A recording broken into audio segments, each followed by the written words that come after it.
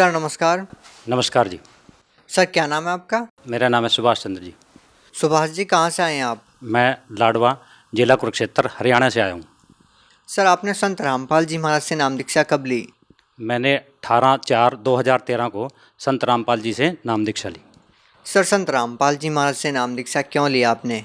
संत रामपाल जी से मैंने नाम दीक्षा इसलिए कि हम आध्यात्मिक की तरफ बढ़ रहे थे, तो उसकी तरफ हम गुरुद्वारा भी जाते थे, मंदिर में भी जाते थे, देवी पूजे भी करते थे और हमें कोई लाभ भी नहीं हो रहा था उन चीज़ों से।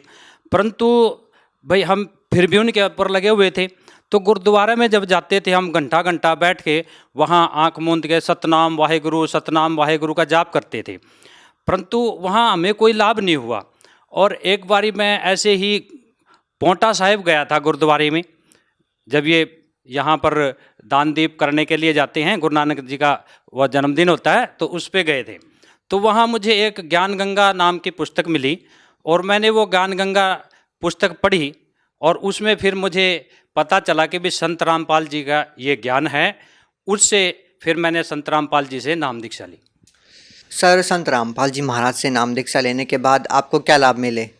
संत रामपाल जी से नाम दीक्षा लेने के बाद मुझे सबसे बड़ा लाभ कि मेरे घर जो था वो एक हिस्सा खुला था और दूसरा पड़ोसियों ने ऊपर मकान बना लिया और उनमें ना बड़ी बड़ी खिड़कियां रख दी मेरी तरफ। और वहाँ पड़ोसी जो थे उनके नौकर वो मेरी तरफ, मेरे घर की तरफ झांकते थे और खड़े होते थे, मैं उनको कुछ कह भी नहीं सकता था। और समाज में भी ऐसी स्थिति बना दी थी मेरी कि भाई जैसे द्रौपदी की वहाँ सभा के अंदर हैं, कौरवों की सभा के अंदर वो हालत मेरी हो गई थी। तो इस वजह से मैंने गुरु जी से फिर प्रार्थना की, तो गुरु जी ने भाई कहा भी परमात्मा दया करेंगे। तो उसके बाद परमात्मा की दया से, संत रामपाल जी की दया से मेरा मकान बन गया और उससे मुझे ये लाभ हुआ एक। तो दूसरा लाभ कि भाई मेरी आर्थिक स्थिति जो थी बहुत ख़राब थी, मेरे पास मकान बनाने के लिए पैसे भी नहीं थे। तो उस वजह से वो पड़ोसी भी ये कहते थे इसके पास तो कुछ है ही नहीं। मैं शुरू में थोड़ी सी इंटेल लाया था, वो भी पुरानी, तो उसको देखकर उनका दिल बहुत बड़ा हो गया। तो मेरी आर्थिक स्थिति इतनी ख़राब थी, तो परंतु गुरु जी की दया से, परमात्मा की दया से मुझको ये लाभ है, मेरी आर्थिक स्थिति भी ठीक है। किसी का मुझे मकान बनाने के बाद किसी का मुझे कर्जा भी नहीं देना, बिल्कुल एकदम ठीक हूँ। ठीक है जी। दूसरा एक और लाभ मुझे कि मुझे शरीर में थोड़ी प्रॉब्लम थी, दिक्कत थी। क्या थी? एक तो मेरे कान में बहुत रात होती थी, तो वो जो रात थी वो नामदान लेने के बाद उसमें सही हो गया एकदम, कोई दिक्कत नहीं आई अब मुझे। और शारीरिक रूप से भी फिट हूँ, कभी कोई दिक्कत नहीं आती। अभी थोड़े दिन पहले बुखार जरूर हुआ था, वो भी 4-5 साल बाद जब से नाम लिया मैंने, उसके बाद कोई बीमारी नहीं मेरे पास आई। और यदि वो बीमारी आई भी तो वो भी गुरु जी ने उनकी दया से छूमंतर होगी।